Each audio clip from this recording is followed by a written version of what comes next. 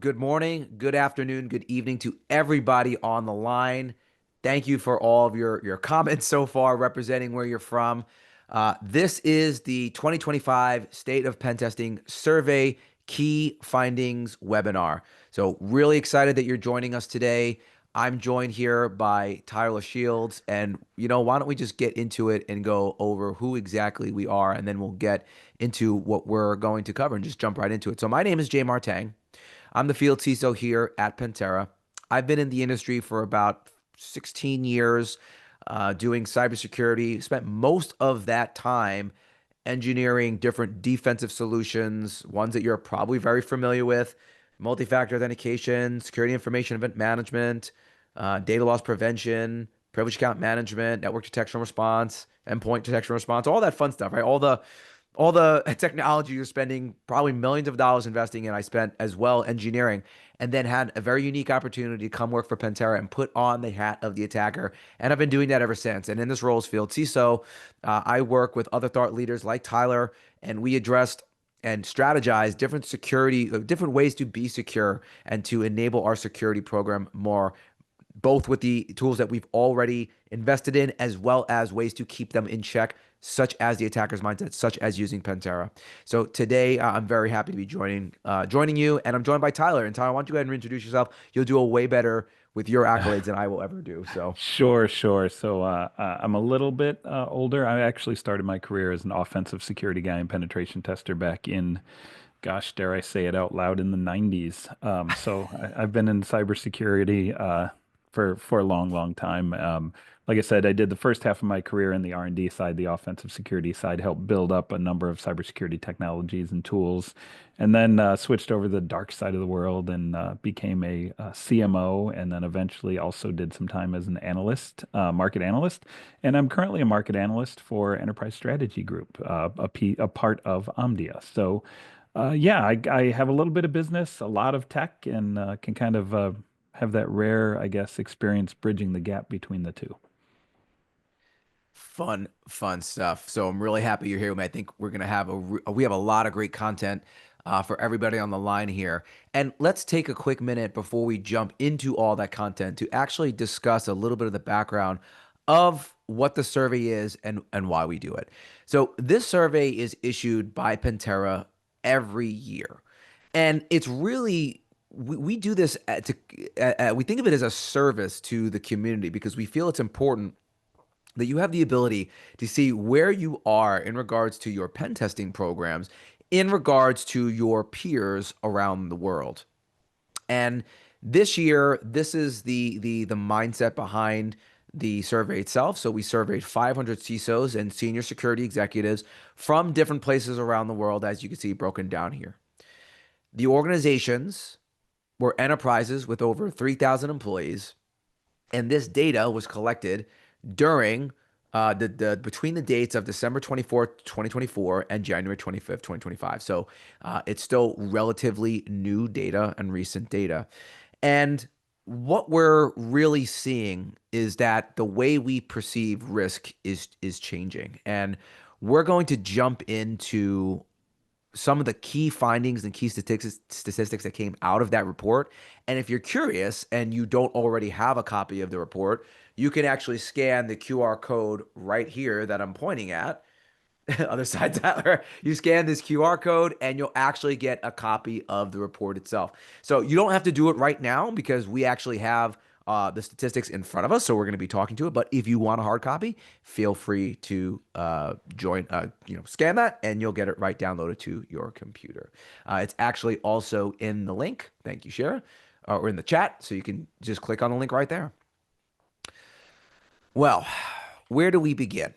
I think it's kind of cool to see what I guess what we're calling the evolution of pen testing, moving from what was once just a compliance checkbox to more of a strategic investment or strategic move. Right? When you think of the chessboard, right, actually being able to use penetration testing as a way to increase or the efficacy or the efficiency of your security program. And not to say that compliance still isn't still a driver, because it is, as you can see here. But we're actually starting to see that the main reason is to prioritize security investments. And what better way to prioritize and understand if your investments are actually going to pay off than thinking like the attacker? How do you do that? With penetration testing. So I guess, Tyra, what are your initial thoughts? Just kicking it off here, seeing that we're moving away from just something that had to be done, right? To Yeah. say, hey, we got to do it. Any thoughts regarding this? Yeah, it's really interesting. So at ESG, we also do a lot of surveys, right? That's one of the things that market analysts like myself have to do day in and day out. We conduct these big wholesale surveys.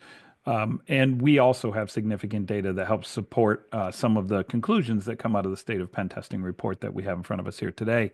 And one of the key analysis points I want to bring up here is that when we did a survey, we asked our audience what the biggest drivers of cyber risk management were for them. So it's slightly different version of a similar question here, right?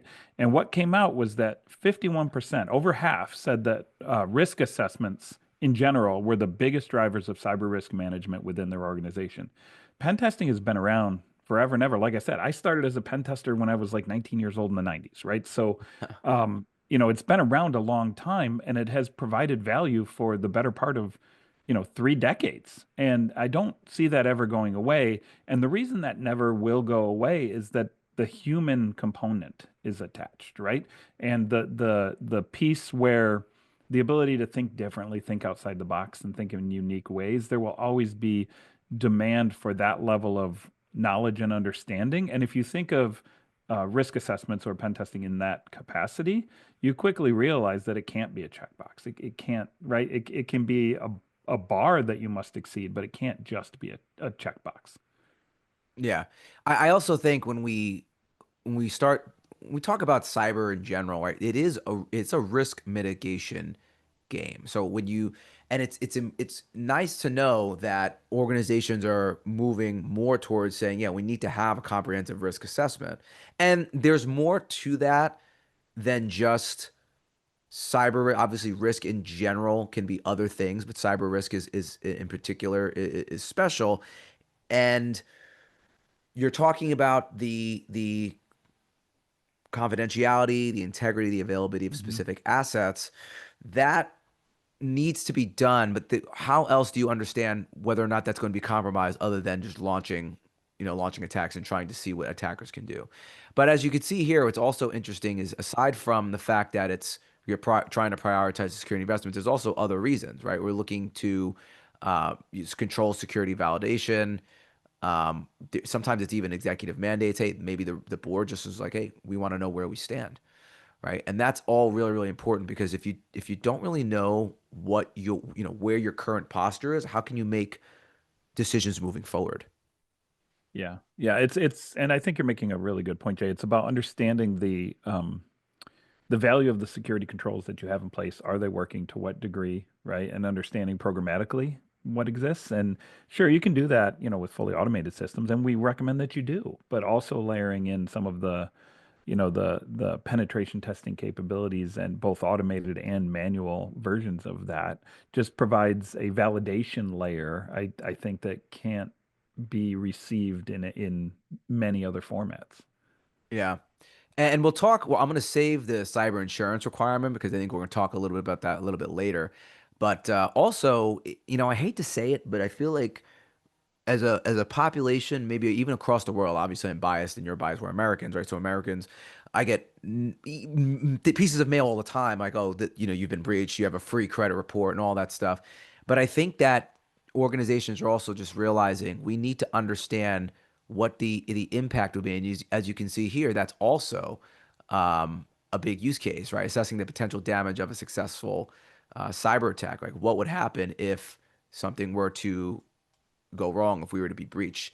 So these are Yeah. all really important drivers across the board, not just compliance. Of course, that's there as well, right? But we're seeing this across the board that these are all really, really important reasons to conduct penetration tests.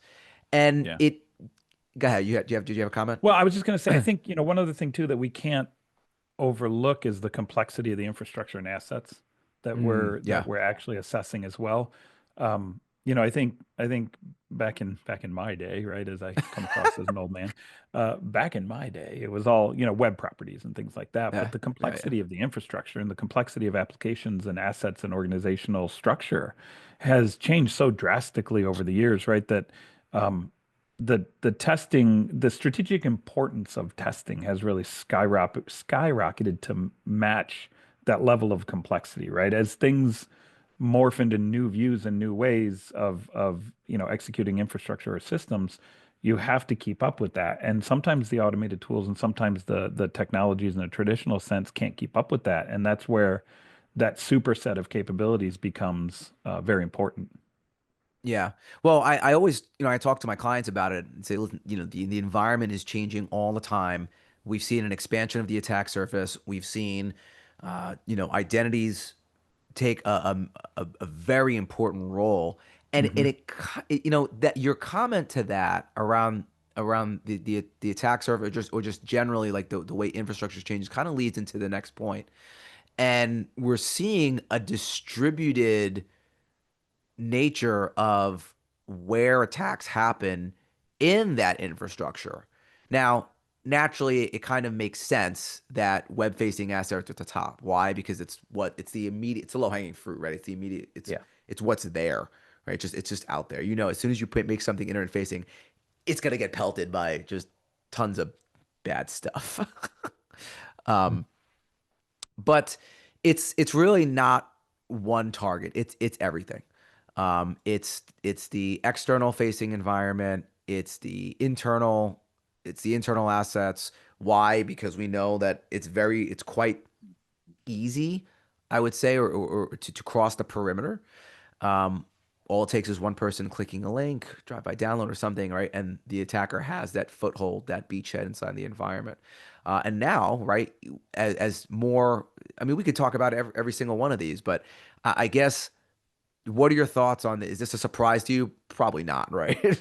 No, it's definitely not a surprise. I think the key storyline on this slide for me is the changing of the attack surface, right? And Mm, again, I'm looking at this thing from a historical lens, right? I'm looking at some of this data from a historical lens that some of the audience may not have that history on, but the attack surface has morphed so dramatically over time, yeah, right? Like literally it was network host and web surfaces was all we really cared about, right? That's what we popped, that's what we attacked, and that's how we got in, got past the firewall, etc. Now, like the perimeters doesn't even exist anymore. Like the concept of a right. perimeter has really shrunk to each individual asset being its own perimeter, in Yeah, which case now, as an attacker, if I can target an OT device or cloud infrastructure item or, an API that's exposed, anything to leverage up and attack and get through to the sensitive data that I'm looking for, the ability to compromise the target host is within fair game for an attacker. So you have to understand the change that has occurred in the attack surface over time, and really no surface is safe because of that. yeah. It's very very challenging, and prospects I often talk to are concerned with one attack surface versus another. And to be clear, right? This specific data was asking which aspect of your organization infrastructure was compromised as a result of an attack. So this is what we're saying, the distributed nature of it. And it's really tough because when we look at this, we go, wow, I mean, we didn't even see a drastic skew, like a little bit of a skew to external, okay, right? But look at this. I mean, it's where's my pen? It's again kind of even across. And that's Yeah. very hard if you're a CISO or just even on the security team. Where do you prioritize it? It makes me think of this quote from The Art of War. I gave a presentation at an RSA conference about The Art of War by Sun Tzu. And one of the aspects is if he sends reinforcements everywhere he will be weak. And that's tough because now you go, well, great, right? How do you prioritize what we should be focusing on next? And I think part of that, especially if you're inheriting a program or you're joining a team, you might be inheriting a program versus someone who's just building something from the ground up. More often than not, you might be inheriting something. And a lot of times you might want to survey and exactly see, well, what tools do we have? Where are we protected? Maybe, right, this area, yep, it's being targeted the most, but maybe it's pretty solid, right? Maybe you have a lot of controls here, but internally, you're very much exposed? Or again, how do you even know without doing that risk assessment, right? It goes back to what we were saying earlier. Yeah, and I think this might jump a little bit into the next slide, but I will say like attack surface is one number in that equation of prioritization, right? Yeah. Uh, Look, if you have an attack surface, let's say web-facing assets, and there are literally zero threats targeting web-facing assets today, right? It's that's not a reality, of course, Yeah. but let's make the assumption that there is zero threats that target web-facing assets. That risk goes to zero, right? And you don't have to send Mhm. any reinforcements there. We can ignore it completely. Yeah. Obviously, that's never going to be a reality, right? Because you're going to have at least some attacks at every surface. But trying to understand what threats exist, what assets exist, what vulnerabilities and exposures exist, and pouring all of those into a singular soup to make a prioritization discussion or decision becomes very, very difficult. It's extremely difficult. I don't, and also I think the one variable that needs to be considered is the nature of the industry that you're in, right? So there are obviously common denominators for all of us as defenders, but I think you might have certain attack surfaces versus others if you're in retail versus healthcare versus Sure. manufacturing versus finance or whichever. Um, but what's interesting about this too is then, okay, well, if we have, to me, if we have all of these attack surfaces here, is there a better way to figure out or run these risk assessments, like I just mentioned, in a way that we can hit more of them? And I think this brings us to the next point, which is we're starting to see, right? Software-based penetration testing starting to come into focus. And this question asks organizations, how does your organization conduct pen testing assessments today? And we're seeing a big rise in exactly that software-based pen testing. Um, just taking a look at this, any thoughts right off the top of your head, Yeah. Tyler? Yeah, the software-based pen testing versus manual pen testing to me is a natural discussion that literally we've been having since, I was writing SQL injection automation tools in Mm, 2001, right? Like people were like, "Do you really need a software-based version of what I can do manually through the web browser or through a little proxy tool?"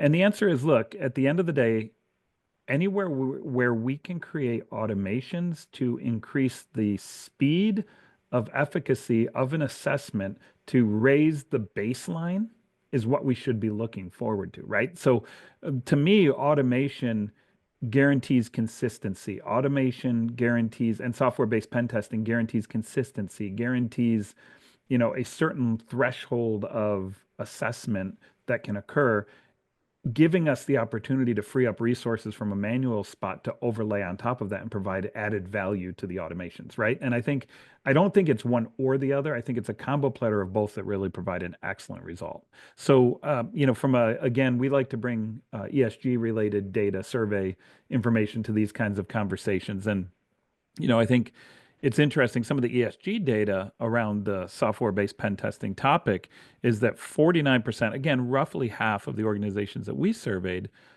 implemented security validation or testing technologies today, and 42% of those have included cyber range tech or services, right? So I would argue that software-based and automated penetration testing approaches are extremely important to the battle against prioritization and to the battle against knowing where to spend your limited resources of protection. yeah, I think you mentioned something really important that I want to double down on, which is just raising the bar, right? The baseline and consistency, right? So when we talk about this, sometimes people go, "Oh, is automation, AI, whatever you want to call it, right? Is it going to put my job at risk?" And I would say no, I don't think so at all, right? I think that you are now, as part of your job, using and almost managing the automation and the output of that data to take the next step anyway. There's always something else to do, and it's just going to speed up the process. And speed is something that's really important. The reason is, for me, from my perspective, you could tell me if you agree or disagree, is the attackers are also using automation, and they're also, I Yep. mean, they're trying to increase their dwell time being defined as the moment in which an intrusion begins up until which the intrusion is detected. The faster we can test using automation, right, using software-based penetration testing and find those gaps and address them, we can address them sooner before, I would say, before an attacker can actually get to it. I think that's 100% extremely valid and important point. And then another way to think of the speed equation that you're talking about is if we just think of how fast today's infrastructure, applications, et cetera, change, right? We used to publish code. Oh, there you go. Perfect transition to the next slide. Yeah, yeah. Um, uh, we used to publish code like once a day, or I'm sorry, once a year, even like once every 18 months. We would push a new CD-ROM, God forbid, or DVD to our customers, right? And then eventually, we got into faster iteration cycles, and now many companies are on a continuous push to production, right? So 20, 40, 50, 100 times a day, they're pushing new code into production. We talk Mhm. about that from the source code vantage point. We talk about iterations at the infrastructure layer and how, containers and cloud infrastructure are ephemeral in nature and they're fundamental, just they pop up, they do a workload, they disappear, right? So when you're talking about a fast changing environment like that, and then you cross compare that with how often do you conduct an assessment of your environment? And the answer is, oh, we do an annual pen test once a year.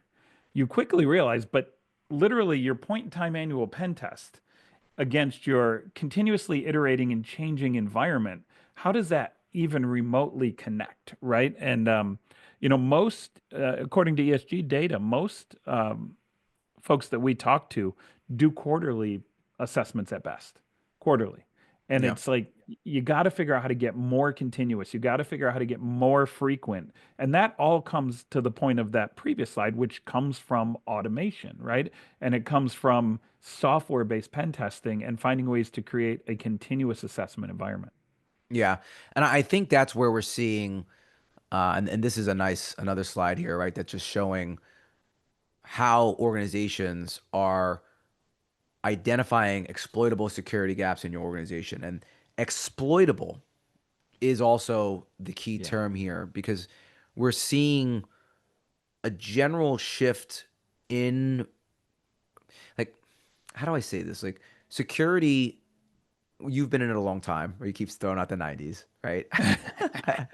I've been in it for about 15 years, and I have definitely seen a shift, and it's almost it's evolving, right? The way we handle our program evolves, I think, due to the nature of the way attacks evolve, and we've seen other evolutions of the program. For example, zero trust when it comes to the identity side of things.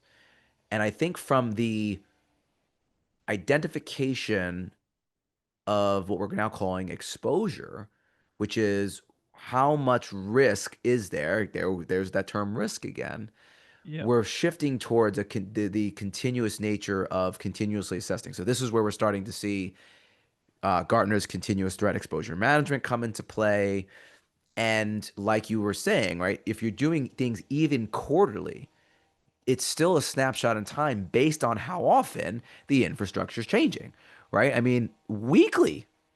sometimes in organization. That's not a surprise to me. I mean, think about how often things are changing. It's quite Yeah. dynamic. Go ahead. What were you going to say? Yeah, yeah. Oh, you're exactly right. The threat and exposure management, the C10 framework that Gartner puts out is it's a great framework. It's definitely something that we should strive to look at and strive to lean towards, right? Because it's all about the continuous nature of understanding the exposures that exist, the real threats against them, and remediating them as fast as possible, right? And so if we think about the dynamics of what have changed to allow us to do that now, really it comes down to a few things, right? Um, Within the last 5 to 7 years, we've ended up with a cloud-centric environment, a Mm, cloud-centric infrastructure that is programmatic in nature, right? You're not stacking and racking hardware like we used to, right? Everything is virtual.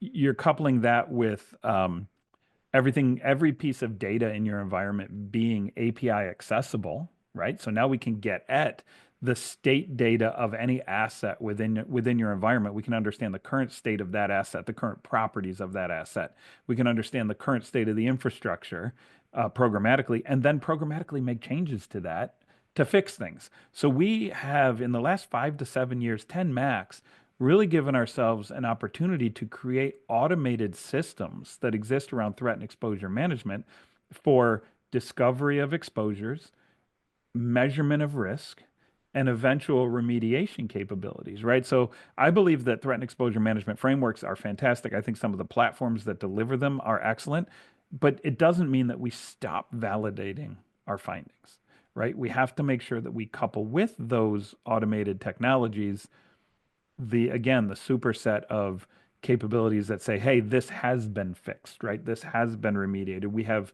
programmatically reduced risk. And I think we're in a really interesting era. And I can't remember if we get to some of the AI discussions by the end, but I think we're in a great era where a lot of this stuff can become automated. And I think the future really is bright around some of that threat and exposure management side. Yeah, what a time to be alive, right? For I sure. feel fortunate to having been seen a change. Obviously, throughout the '90s again, right, where it's like all of a sudden I'm taking 30 minutes to download a song to now I'm Yeah. streaming and we're talking about AI and automation and all that stuff. I mean, it is pretty wild, but at the same time, that shift affects the program too, Yep. and this is where I think it makes sense where we're trying to prioritize, like you said, be continuous, but that prioritization is also quite difficult. And the reason is that we just have a ton of tools inside the environment. It's very interesting to see because it always strikes me and we're not the only ones, right, that issue this type of question. But Yeah. we did it this year. We do it every year just to trying to get an understanding of, okay, well, how many alerts do you have? And my gosh, I mean, look at this, right? If you have anywhere between 76 and 100 solutions, you're going to have 2,000 alerts per week. And when we asked our folks how many security alerts does your organization receive per week, it was in that range. Look at this, right? That's a Yeah. lot to try and then filter through. I just every The, time I don't even I'm like I don't even know what to say. It's like, oh my gosh, it's it's crazy. a disturbing stat, Jay. No, absolutely no doubt. And it the first time I saw this, because I only recently came back to being an analyst. I was an analyst in the middle of my career for about 4 years and Yeah, loved doing it. And then I went back into the vendor side and had a couple of successes with some vendors and then came back because I love doing the analyst stuff. And I yeah, got the ESG data back that said 33% of those surveyed had 26 to 50 security operations tools. Security operations tools. We're not right. talking about other subsets of security tools, just security operations tools.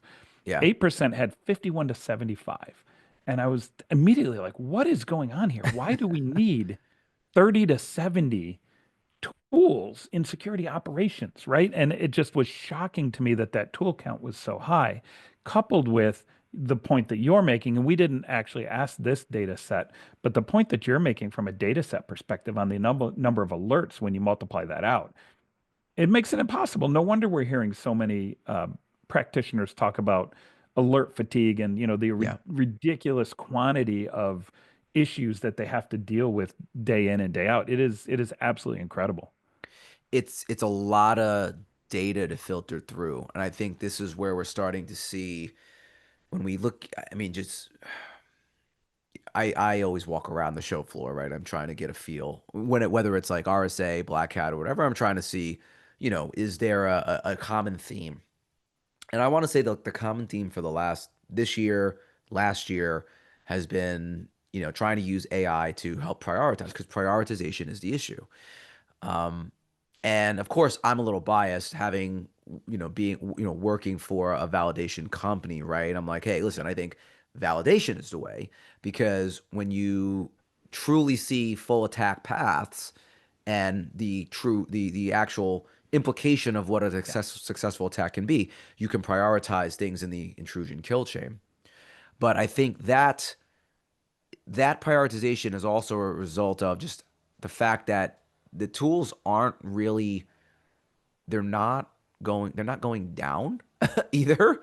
Like they're not getting any Yeah. smaller. So look, this is on average, I think we're looking at number of security solutions by organization size. And even this is, but whether you're at 3,000 or you're at 10,000 plus, you're still at around seven, between 70 and 80, which is quite a lot of tools. And I think the reason is, I think that there's enough delta between some tools to justify to say, well, tool A and tool B, they kind of do the same things, but there's enough of a delta with valid information that we need to have both. Like tool A doesn't do exactly what tool B does, tool B doesn't do exactly what tool A does. Yeah, there's some overlap, but there's enough differences on the outskirts that we need both. Yeah. And this is why we we have 70, 80 solutions in house to kind of answer what you were saying or kind of respond to what you were saying earlier. Yeah, you know what's interesting about that line of discussion, and I love this line of discussion because if we have two tools that are in the same ballpark and they're 80% overlap or and but there's 20% on each one that you're like, well, I have to have that. Why do we have to have them in isolated tool sets? Why have we historically had them as isolated tools instead of merging them into a larger platform, right? And the answer largely was because the input data set to each of them generally had to be a little bit different to be able to get that unique 20% of output. And so, what's really neat is when we start to talk about the unification of the data collection that's occurring from a threat and exposure management standpoint into these unified data sets, we're able to start to unify the output as well. And we can start to unify the tools into bigger platforms, right? Because a security tool is three things: data in, analysis, and actionable output, right? And Mm. if you have an equivalent data set in and an equivalent analysis capability, the output is the same, right? So I think over time, now that we're starting to have the ability to manage larger data sets and have AI overlays at the analysis layer, I think we're going to see a pretty significant tool consolidation effort really start to happen. Well, I think we've started to see it already, right? I mean, being on this side of the industry, for example, we've seen large security vendors pick up, for example, attack surface management tools. Why? Because I think Yep. generally we understand, even going back to the slide that we saw earlier, right? And I think I can jump back there really quick. When we look at the web-facing assets, right? Of course, having a little bit of an edge here, we can now say, all right, maybe we need to prioritize understanding our attack surface. So we see, Microsoft picking up a player, Palo Alto picking up a player. Fortunately for Pentera, we have our own what we call surface, right? Our attack surface validation tool, which is not just only looking at trying to enumerate the attack surface, but actually launch attacks on the attack surface. But Yeah. that's all to say that we are seeing a move into that platformatization of Yep. tools to try and make things a little bit easier. Although I will say too, it's not exactly trivial to try and incorporate a new tool into a fold, right? When you have different code bases and that sort of thing. And like you said, Sure, different it data takes time. inputs and all that takes time. But I think we are seeing that. I think generally, or you know what? Maybe this is a good point to ask everyone here on the line. I'm actually very curious for you folks. Have you tried to consolidate any tools in your environment? Right? Because, what we're seeing as you answer, actually, there, like, so in the past 12 months, how has the net number of security solutions in your security stack changed? And it's not really changing. Like, in fact, Yeah, it's it's actually, there's growing. an increase. Yeah, it's so true. We see that inside the ESG survey data as well. We talk to security operations people, and the number one answer when we ask them what would make security operations easier, the number one answer at 55% was consolidation effort to be able to keep up with operational needs of security technologies, right? I.e., platforms, right? Bigger Yeah. platforms that do more with less tools. But at the same time, our data on tool growth looked almost identical to yours. So it's really interesting to see that people want it. They're just not sure how to get there yet. And I think that's Yep. just because we are just starting the platformization push. Yep. It's interesting. So I don't know. Let me see if I can end the poll. Looks like here, based on the data that I'm seeing, that a lot of folks have, some have not, some want to, but they can't. And there's actually a few people that love tons of tools. So let's see. I don't know if you folks can see the actual results. Maybe if I end the poll. I Hopefully can it share the should results pop here. up. Here we go. There we go. There we go. There we go.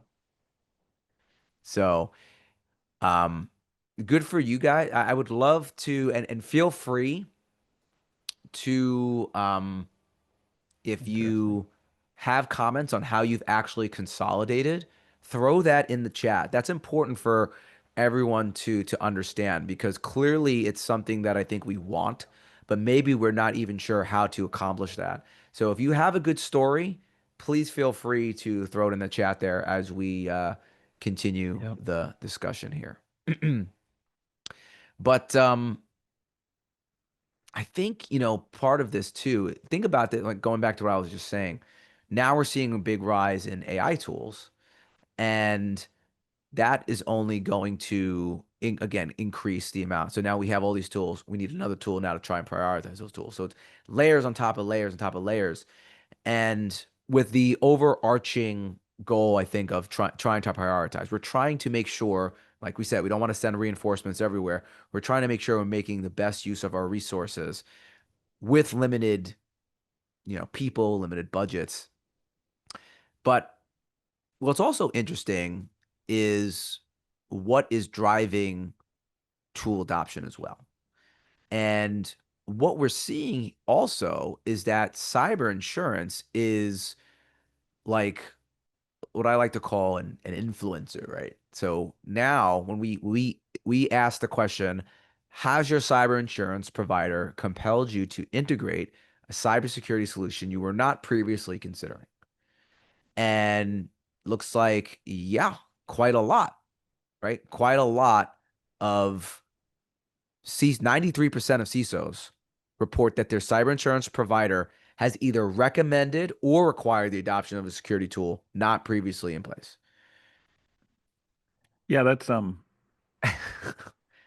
yeah, it's like one of those situations where it's like, it's the right thing to maybe do, but it's kind of like the cart driving the horse sometimes when the insurance Mm. company's like, you got to put this in place if we're going to insure you and pay you out. So I think there's some, potential conflicts of interest that arise there. But you made me laugh when you said cyber insurance providers are the new influencers. It just popped in my head. I was like, so cyber insurance is like the Mr. Beast of risk Yeah. reduction, or what are we talking about here? But no, like I'm not surprised at all. And I think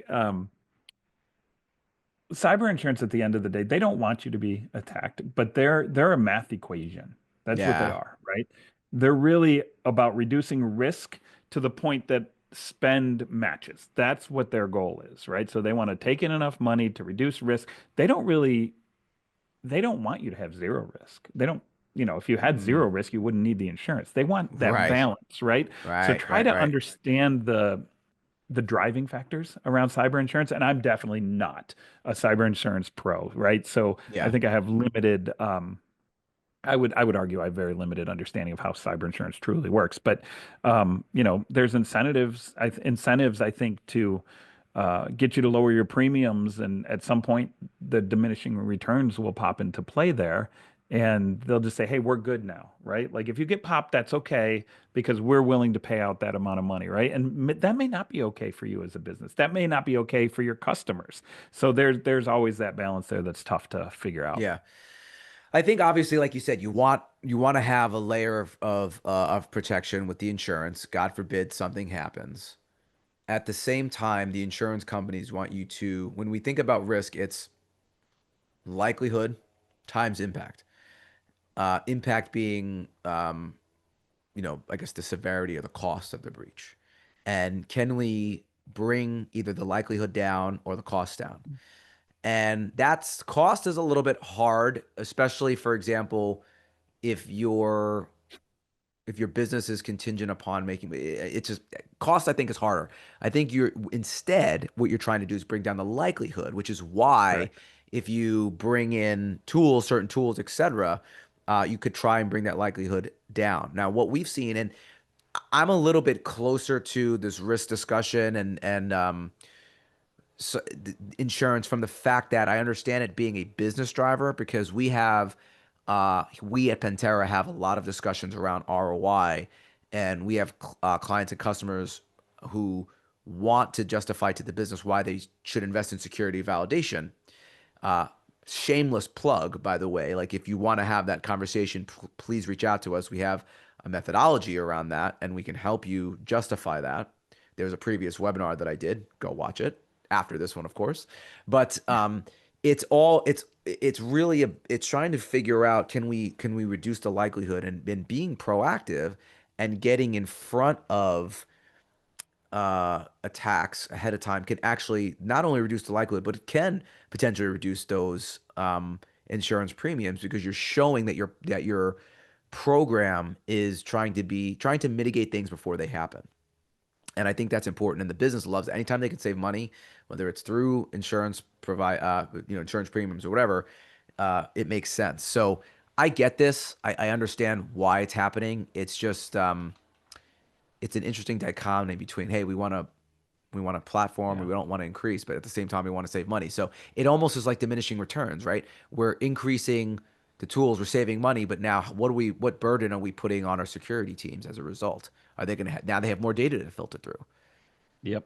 It's Yep. And I think challenging. automation is going to go a long way, right? And whether that's automation of offensive techniques and technologies or automation of remediations and fixing problems in real time. If I'll get to the automation, the AI centric automation storyline when we get to our last question. I'll hold that one back. Yeah. Okay. Um, Now what's interesting about this too, one other point of discussion, moving away so much from tools, but more people, right? We always figure out, or we always figure out, we ask, why are organizations not conducting penetration testings more often? Because we understand, right? Continuous is the nature of the game. There's value in that. Why are you not conducting more often? And it changes from time to time. But this year, it looks like the availability of pen testers as well as budget are the leading factors, which is interesting. But I think from my perspective, I get why. I mean, being an offensive guy is really it's a niche role. It's a cool role, but it does require a lot of Super fun. skills. Yeah, yeah. I mean, why do you think I wanted to come work for Pentera, right? I now Yeah. I have a way of engineering a tool to do this stuff. Like it is fun, but the the sheer amount of time. And think about this too, right? If you want to, let's say you're using a third party to get this done, and you even if you want it done more often, but maybe the third parties you're using are so slammed with work because they're servicing everybody, you can't get it done more often. Like that is the availability is just not there. I mean, do you think that this is valid, or do you think it's more of a like a myth? Like, what are your thoughts on this? I I think it's been I think it's valid. And I think it's Mm, been valid for 30 years. And what I mean by that is humans don't scale. We just yeah. don't, right? Like services in that regard, there's a certain amount of time that a human takes to do an effort, and Yep. that's pretty much as fast as it's ever going to be, right? Like we Yeah. could train them better and make it a little faster and squeeze a little bit more blood from the turnip or whatever that saying is, right? Juice from the orange. But at the Yeah. end of the day, humans don't scale. Computers do, programs do, software does, automation Mm, does, right? And so I think that, yeah, we are strapped for resources and talent. And I think we always have been and we always will be, especially with the changing growth and pace of change that's occurring in the infrastructure. So does that mean we should stop the human side? No. I think it's still a situation where so much added value and unique capability gets layered on top that it's okay that we're strapped for that piece of it. We just need to keep creating the automations and the software based components that work in concert with the human beings to really give the just the best possible result you can get, right? So I don't think it's a myth, but I don't think it'll ever change either. Yeah. I completely agree with what you're saying. I mean, I think that you can only do so much. Like, for example, you could probably tell I'm very highly caffeinated, right? I got my espresso right here, but at some point, like this gas is gonna run out. I'm gonna crash. I'm gonna need to, sleep. And I think this goes exactly back to what we're seeing, why automation is so key. So as we've had such a great conversation. I'm looking at the time. I want to be sensitive to it. I want to see if there's any specific questions. So let's start to, close this. And I guess I'll just ask, what do you think, or how do you think pen testing will evolve in the next 5 years? And I'll start to say, I think based on even evidence that we're seeing here, right? I think we'll see more automation, but I think also it will be specifically driven through regulation. I think we'll see even more compliance regulation now say you need to do it continuously. This once a year, twice a year is not enough. You need to do it continuously. I think we're already starting to see that with some of the regulation that's coming out in Europe and even the United States. But I think that it'll become mainstream. And by mainstream, I mean it'll be the next phase of what vulnerability scanning was, right? Oh, we do vulnerability scanning weekly. Why are you not running your offensive assessments or your penetration testing weekly? Do you agree? Do you disagree? Feel differently? Oh, I fully agree, but I'm going to even push it a little bit more futuristic than that, right? Being an analyst, our job as an analyst is to be an armchair quarterback and predict the Mm, future, right? For right or wrong, we miss some and we hit some, but um, I think we're going to see agentic AI completely disrupt how this stuff works in general, right? So if we take the concept of in-house or third-party software-based pen testing and adding automations and capabilities, and then we start to give human intelligent agent operators agency to execute and to find things and execute things and validate things and do the things that an offensive security technology can do, I think within 5 years, which is a very long time in cyber years, within yeah. 5 years, we're going to see automation become so fast and so continuous that it becomes the 80-20 against manual pen testing. But that to me is a net positive because that frees up a lot of really smart people who can think critically and create unique techniques that are specific to your environment to either go on top of the automations and execute very unique creative, right? AI is not good at creative. Humans are good at creative, right? And so I Mhm. think it's going to free up some of those resources to execute there, and it'll free up those resources to also execute on things like remediation and fixing problems and helping in other spaces as well. So I think, from a driver's perspective, I think we're going to continue to whip the horse towards the finish line of um, automated remediation, fixing problems faster and finding them in a more automated way, really driving up the importance of software-based pen testing in the very near future. So, yeah, that's, I think, my key futures statement. Yeah, I think I would agree with you. I think I'll drill a little bit more down on the agentic AI. I think we're going to see that across the board, right? Yes, Where there's going to yes. be that in every aspect of security, there's going to be a layer to that. But to your point about creativity, it frees up. Like I've said this about AI in the past, where business decisions and key critical thinking, like you mentioned, still needs to be done by the human. I think we'll be able to get to those crossroads more quickly Yep. with AI, but it still needs to be done by us. So I think that it's again, what a time to be alive. Like I'm very interested to see what happens in the next, like you said, 5 years. Yep. I plan on staying in the industry. I don't have enough. I'm still a younger guy, right? I'm not retiring anytime soon, so I think I'll be I think I'll be here to see it. And who knows? Maybe we'll be doing something like this again in the future, talking about something else. I would love it. But yeah, so I'm actually curious with a couple minutes we have left, if there's any questions. Let me take a quick look here. I have a little command center here that I'm looking at, and I want to see any specific questions you may have. Feel free to throw them either in the chat or in the Q&A. I do have a question that says here, can you share a competitive review of you guys compared to other pen test tools out there? Oh, Rob, it's a hard discussion. Just I don't necessarily want to make this a sales pitch, but what I'll quickly say is that Pentera is different in the fact that we're an agentless solution.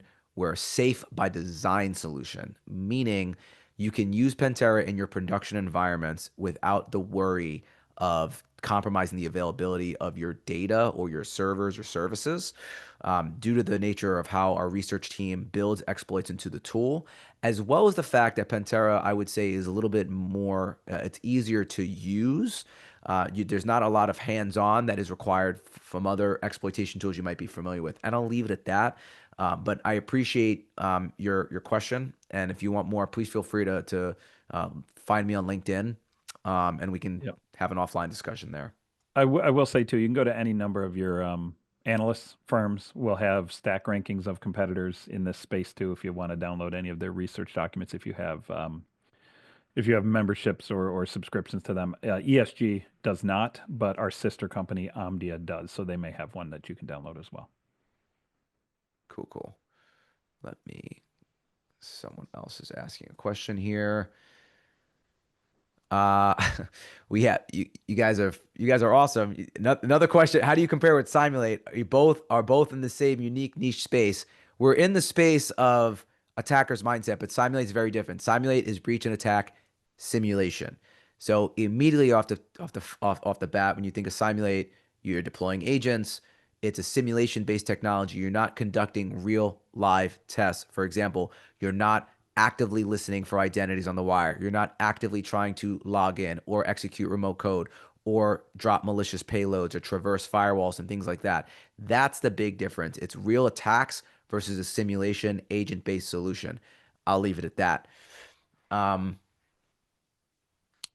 let's see. Can you a lot of questions about Pentera? Can you integrate Pentera with Manage Engine?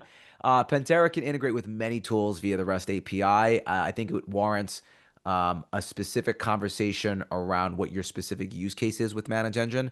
But there are plenty of ways to get data out and get data in, just depending on how you're using it. SOC teams use pen testing tools such as Pentera to evaluate security tool quality. Do you see this as well? Yes, I see this all the time. So I've even seen organizations purchase Pentera. The SOC team purchases Pentera because they want to run live attacks and actively see if they're going to see them. So Yep. yeah, red teams oftentimes buy Pentera to make their lives easier, but I've seen blue teams pick up Pentera as well. So Yeah, that's we see that very commonly as well, with regard to like continuous controls analysis to analyze what controls you have in your environment, which are functioning and which are not. And then, yeah, absolutely, we're seeing that as a common use case for these types of technologies. yeah. Let's see, any other questions? It looks like a question about Microsoft Defender. We play with all EDRs.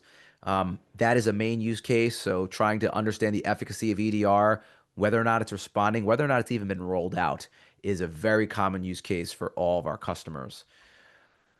Wow. Okay. So I answered these. Wow. Great questions, everyone. Really, really appreciate it.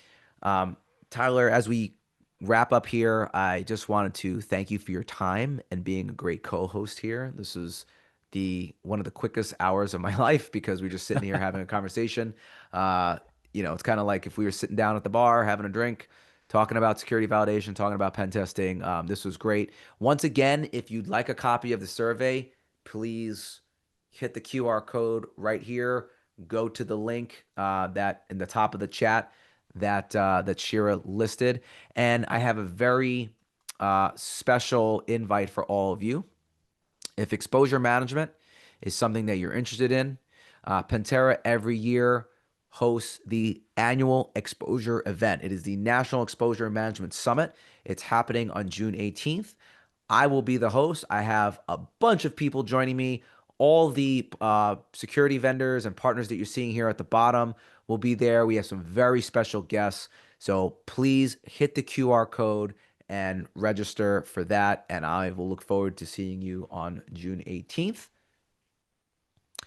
And with that, I will close this out, give you all a couple minutes back. Tyler, thanks again for your time this morning. Thank you for all of you for joining from around the world. Hope this was a great use of your time. See you on the next webinar. Thank you, everybody.